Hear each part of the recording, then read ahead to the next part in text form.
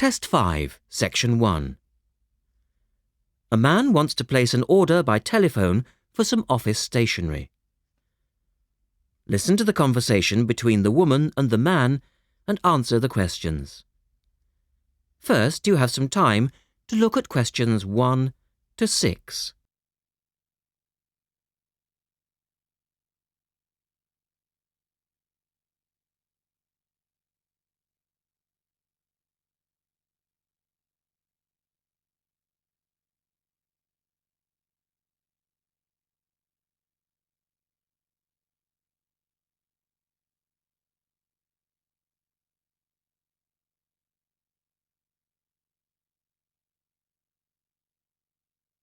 You will see that there is an example which has been done for you.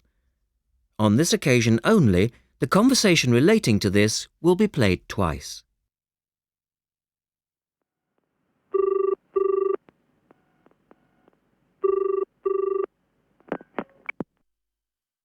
Thank you for calling Millennium Office Supplies. If you would like to place an order, please press 1. Your call has been placed in a queue. A customer service operator will be with you shortly.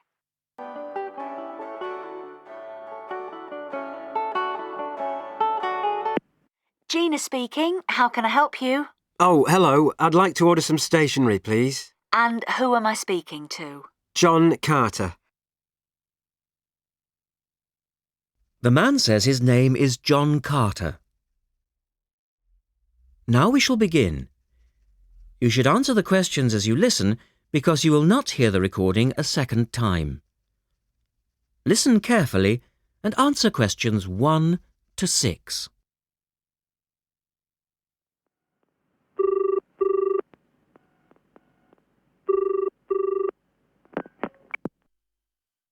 Thank you for calling Millennium Office Supplies. If you would like to place an order, please press 1. Your call has been placed in a queue. A customer service operator will be with you shortly.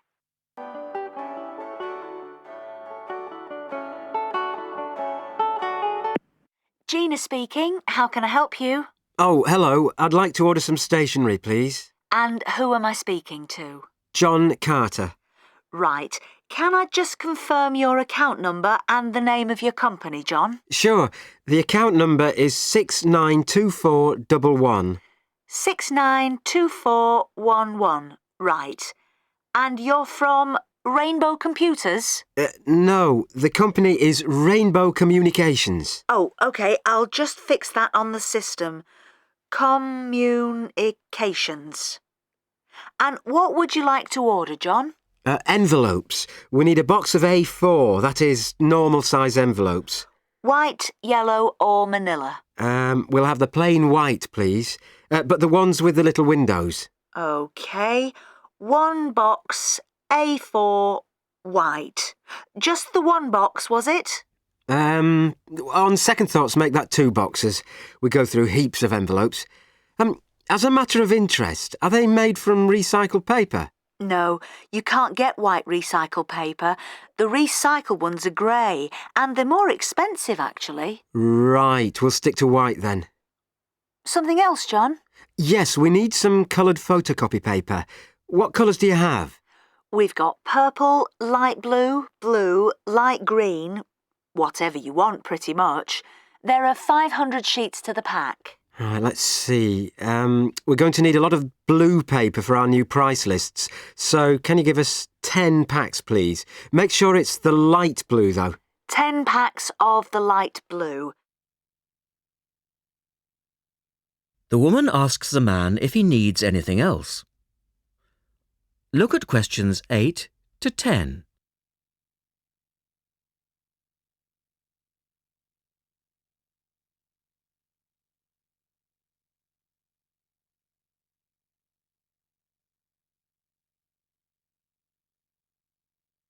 Now listen to their conversation and answer questions 8 to 10. Anything else that we can help you with? Let me think. What else do we need? I'm sure there was something else. Pens, paper clips, fax paper, computer supplies, office furniture. Oh yes, we need floppy disks. Do you have those nice coloured ones? Yes, but they're a bit more expensive than the black ones. Oh, that's all right. I'm not paying anyway. Right. Floppy disks. And what about diaries for next year? We've got them in stock already and it's a good idea to order early. No, I think we're all right for diaries. But something we do need is one of those big wall calendars. You know, one that shows the whole year at a glance. Do you stock those? We certainly do. OK, can you include a wall calendar then, with the other stuff? Just make sure it's got the whole year on the one side. Sure. And do you have a copy of our new catalogue? No, I don't, but could you send one? Yes, I'll pop one in with the order. You'll find it a lot easier to remember what you need if you have our catalogue in front of you next time. Yes, good idea. And when can you deliver this? Should be with you tomorrow morning. Can you make sure that it's not after 11:30am? Because I have to go out at 12. There's only myself here on Fridays. Fine. I'll make a note on the delivery docket that they should deliver before 11:30. Thanks very much. Thanks. That is the end of section 1. You now have half a minute to check your answers.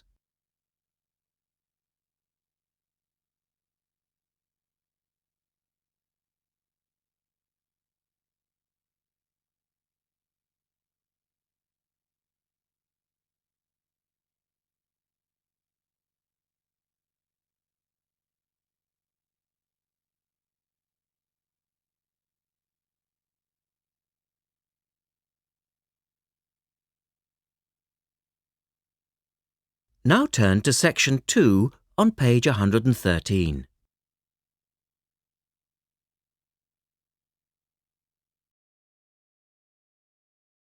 Test 5, section 2. You will hear a reporter talking on the radio about an artist's exhibition. Look at questions 11 to 18.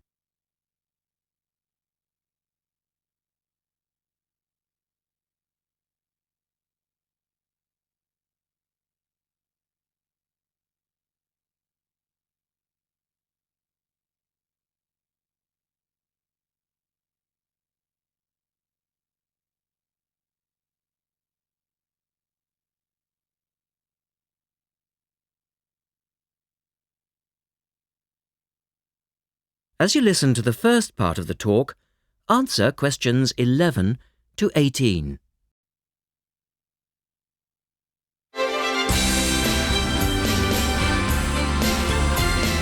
And now for some information on local events and activities. A couple of announcements for art lovers and budding artists alike. First, a new collection of artwork is going on show to the public next month in the form of an artist's exhibition. The exhibition will include many different types of art, over 100 different pieces by 58 artists from the local area. It's being held at the Royal Museum, which, for those of you who are unfamiliar with the area, is located opposite the library in West Street, right on the corner. The actual address is number 1 Queen's Park Road. It isn't difficult to find.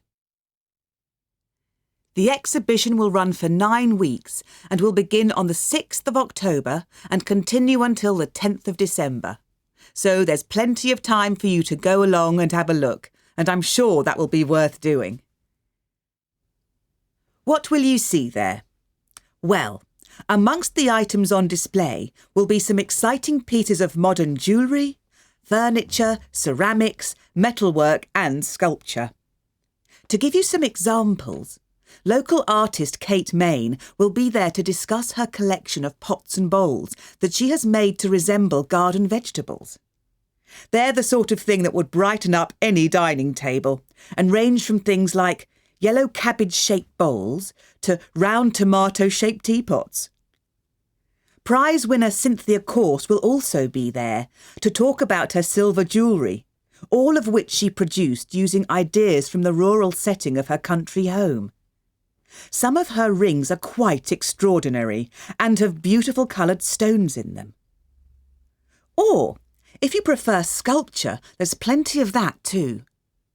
Take, for example, Susan Cupp's sculpture of 25 pairs of white paper shoes. It sounds easy, but believe me, it looks incredible. All of these items, along with many others, will be on sale throughout the exhibition period.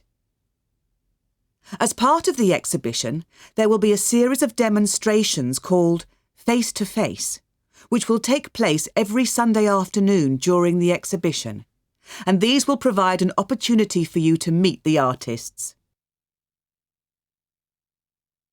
Now look at questions 19 and 20.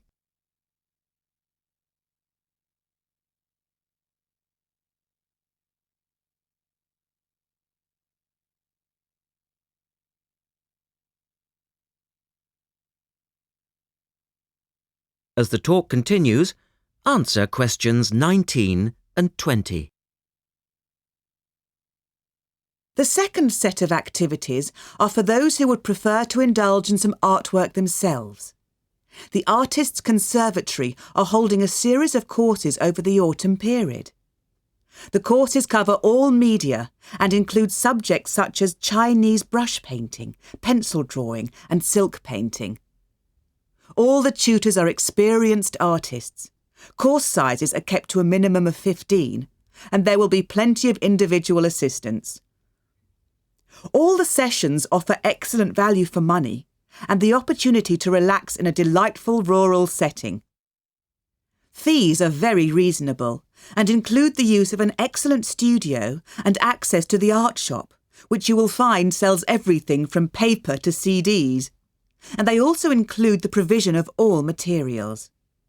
For more information on dates, cost and availability, you should get in touch with the programme coordinator on 4592 839 584 or go direct to the website, which you will find is... That is the end of section 2. You now have half a minute to check your answers.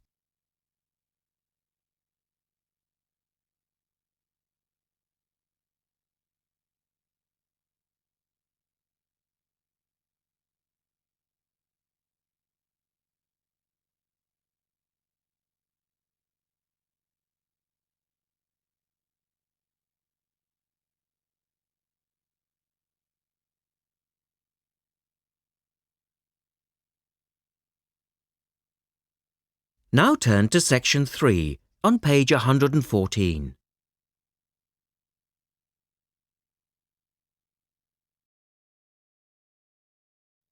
Test 5, section 3. In this section, you will hear an interview with a wildlife specialist called Alison Sharp talking about bears. In the first part of the discussion, they are talking about the history of the bear. First, look at questions 21 to 23.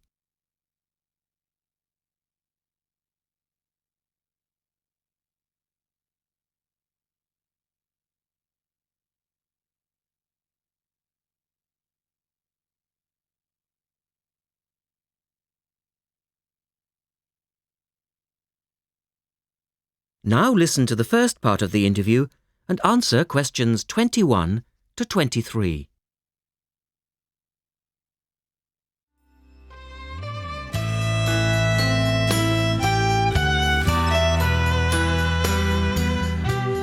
Alison Sharp has spent much of her life researching bears, and in particular, bears in danger of extinction. She is the author of a recent book on bears, and we welcome her to the studio today. Thank you. Delighted to be here. First of all, can you give us a quick overview of the history of the bear family? Well, the bears we know today actually have as their ancestors bears which have been evolving for some 40 million years. We have fossils of the earliest true bear, and it's important to emphasize this because some creatures are called bears but are not. Such as koalas, for instance. Yes, exactly. Fossils of the true bear show a small dog-size animal with characteristics that show a blending of dog and bear traits. So the general belief is that dogs and bears were of the same family? Yes, that's the theory. And then we see the arrival of the early cave bear. We know from cave drawings that Neanderthal man used to worship this bear and at the same time fear it. Understandable, perhaps. Yes, but they need not have worried because the cave bear only ate plants. In fact, the cave bear survived 2 ice ages, but then became extinct. In the second part of the interview, Alison talks more about the situation of bears today. Look at questions 24 to 30 first.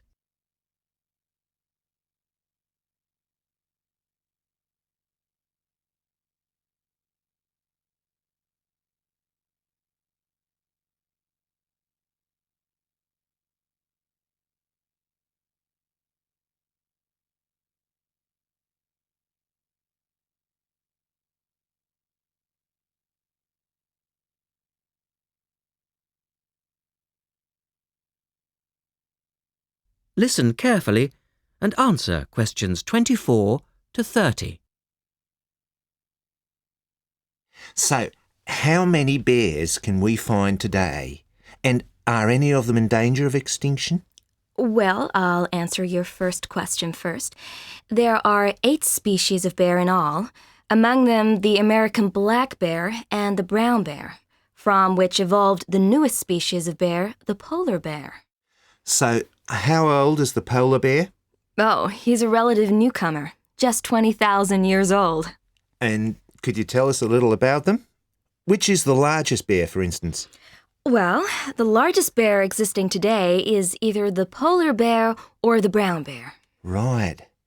Don't we know? Well, it depends which criteria you use. The polar bear is the heaviest. The male weighs up to 1,500 pounds, but his narrow body actually makes him look smaller than the much more robust brown bear. So, the brown bear appears the biggest. Yes. And the smallest?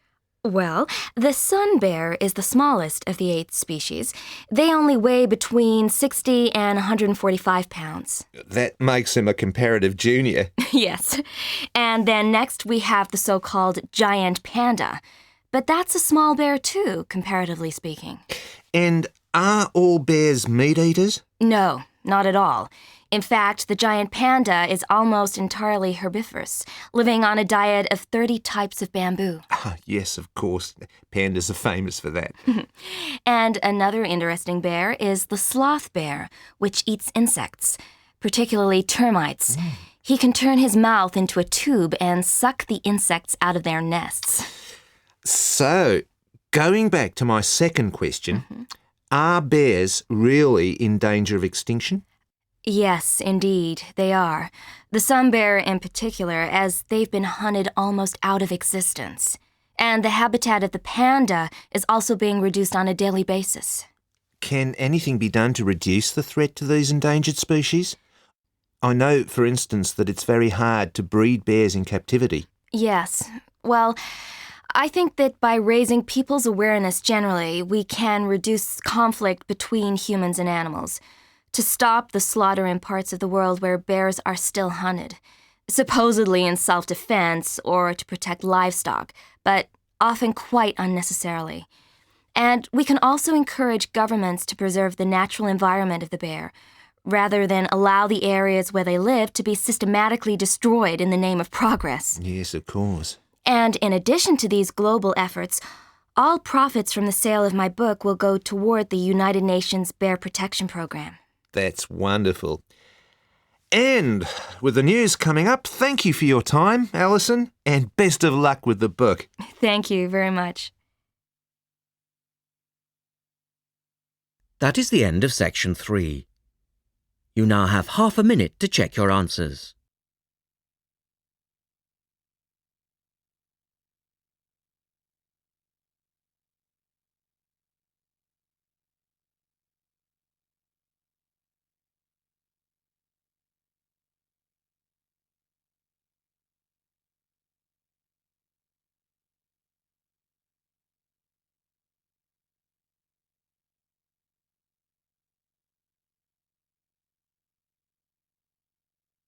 Now turn to section 4 on page 116.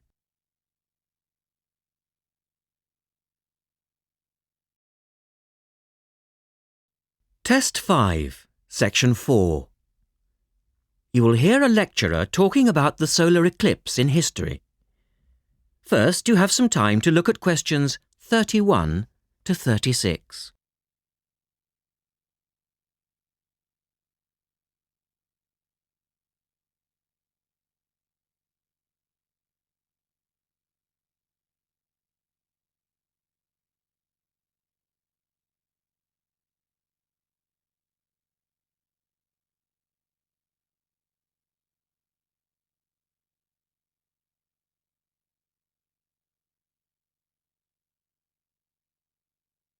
Now listen carefully and answer questions 31 to 36.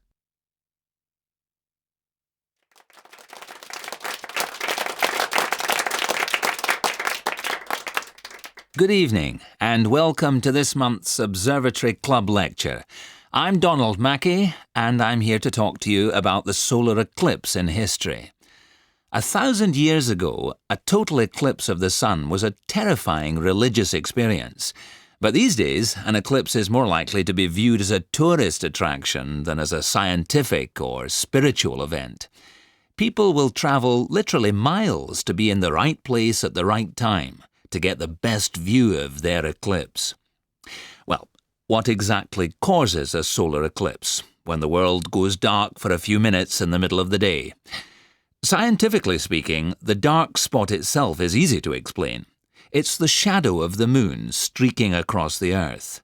This happens every year or two, each time along a different, and to all intents and purposes, a seemingly random piece of the globe.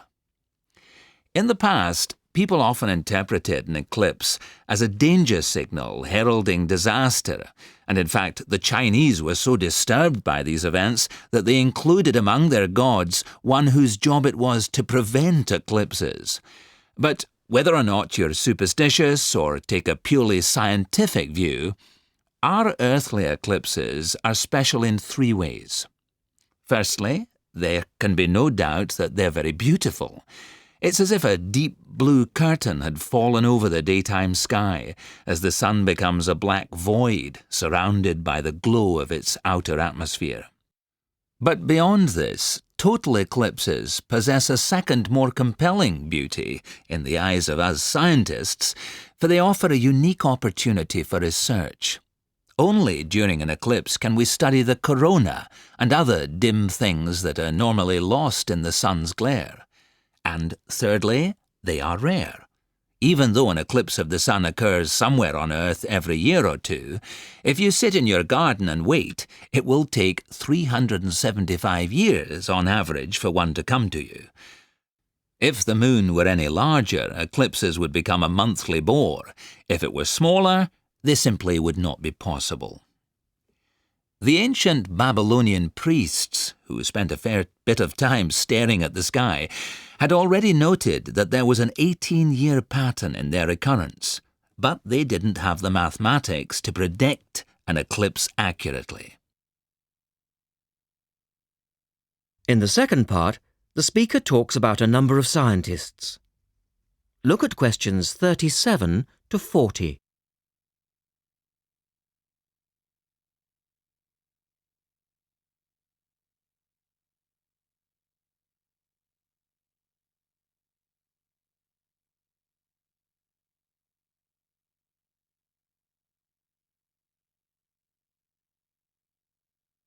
Now listen carefully and complete the table. It was Edmund Halley, the English astronomer, who knew his maths well enough to predict the return of the comet, which incidentally bears his name, and in 1715 he became the first person to make an accurate eclipse prediction.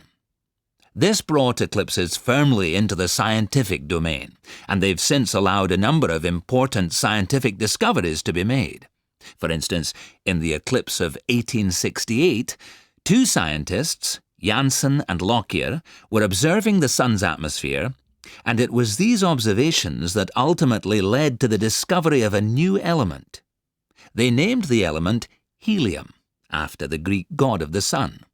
This was a major find because helium turned out to be the most common element in the universe after hydrogen. Another great triumph involved Mercury. I'll just put that up on the board for you now. See, there's Mercury, the planet closest to the sun, then Venus, Earth, etc. For centuries, scientists had been unable to understand why Mercury appeared to rotate faster than it should. Some astronomers suggested that there might be an undiscovered planet causing this unusual orbit, and even gave it the name Vulcan.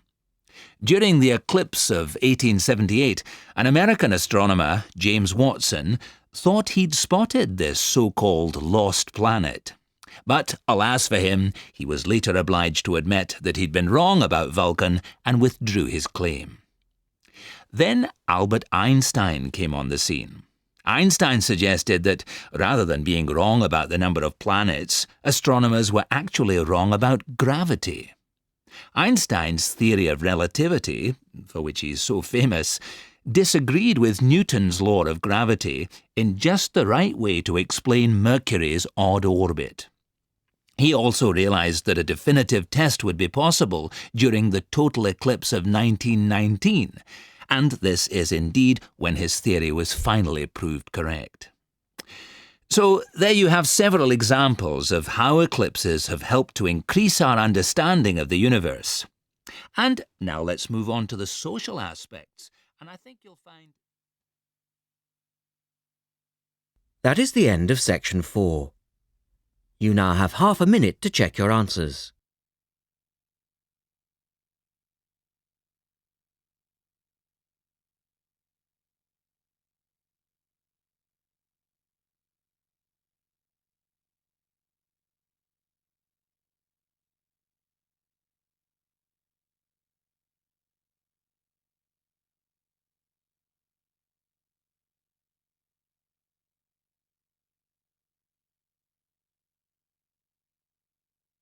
That is the end of the listening test.